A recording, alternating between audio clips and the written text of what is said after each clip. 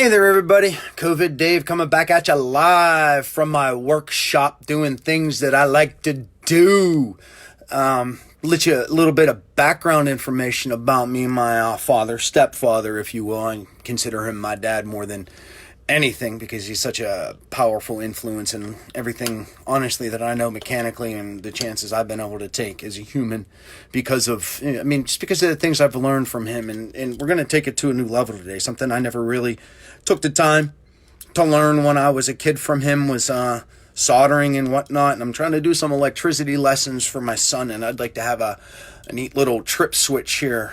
From a 6-plugger. It's not quite an on-off switch, but it'll certainly serve. I can, trip it and make sure that, we're safe so we can do some electric things. So that's basically what I'm doing here today is I'm going to try to use my soldering iron, my wood burner, whatever you want to call it, and this vise that I got set up here in front of me and this switch. And I'm going to try to separate these wires that are on there so I can put new wires on there.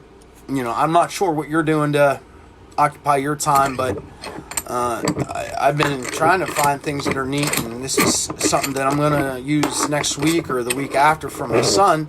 So I'm trying to work on getting it done today. Now, I do put glasses on. They serve two purposes for me. Number one, they serve as safety glasses, number one, and then they serve as, they're actually reading glasses, so I can see what I'm doing up close and personal. Sometimes that gets to be a bit difficult. So we'll put in here, because I am against the plastic, so I don't want a metal vise. It's pretty strong.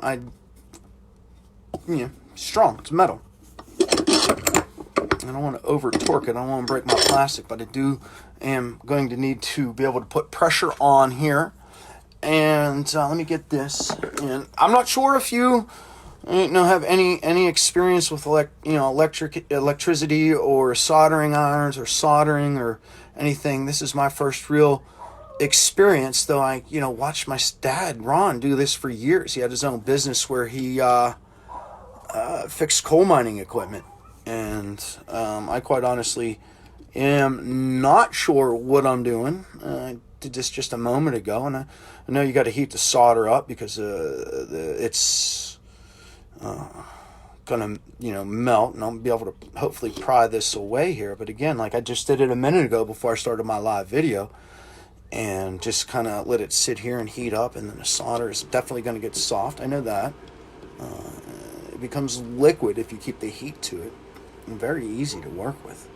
It's a neat little metal. I gotta actually see what the actual type of metal it is. Still not making any progress here. I might need to change my heating element. I got a bigger one for soldering. That might help. I am plugged into an extension cord. I could plug into the plug behind me. That might increase the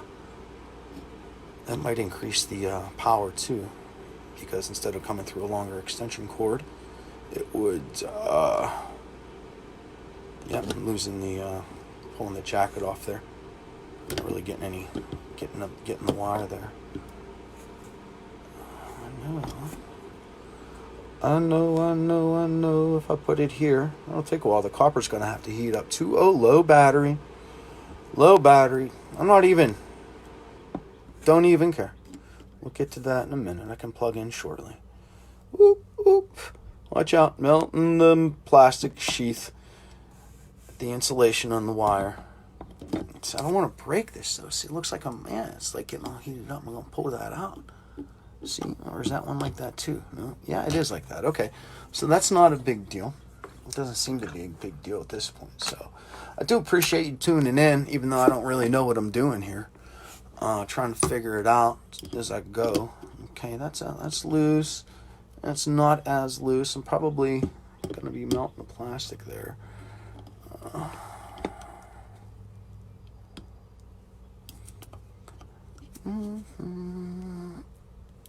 Oh, there we go. Give it a little more oomph. Notch, I wonder. Yeah, even if I ruin this switch a little bit, ain't gonna be the biggest deal in the world. I don't think. Because I can always take another 6-plugger. And this switch isn't necessarily what I was looking to have here. What I was looking to have was the plug out of the 6-plugger, so I didn't have to strip something else down for now. And that'll be my source, because if we start these electricity lessons, man, me and my boy are going to have a good time. I know we will. We had a good time with the electromagnets that I was working with earlier today. It was a lot of fun. Yeah, see, here we go. Just gentle patience. Melt the solder. Ooh, that's hot, David. Use your glove. Use your glove or use your pliers. Just have a constant pressure there. I feel like Bob Ross. Just have a constant pressure here. It's kind of why I like the garage, because I can talk at my own tone, my own. Be quiet if I want. I'll right back. Wire around her. It's a pretty heavy wire, pretty thick gauge wire. I'll be able to figure that out in a little bit. Of course, it's going to be thick. It's an extension cord. It's in an extension cord.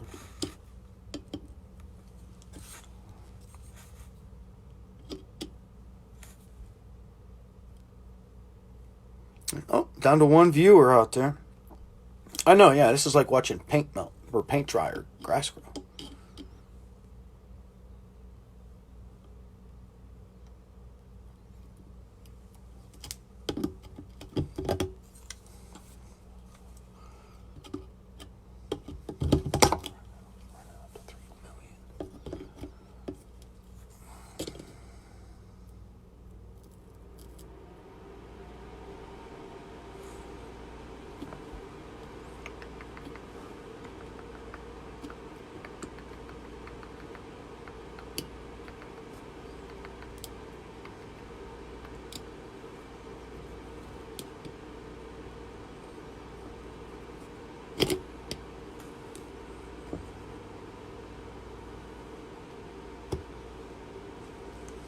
Yeah, I'm not sure what I'm doing here, but I do appreciate y'all checking in with me.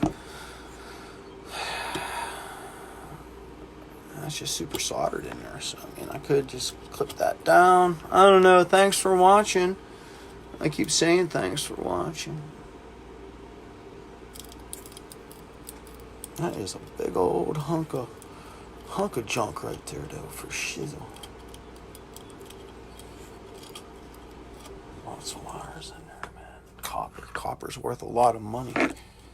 Copper is definitely worth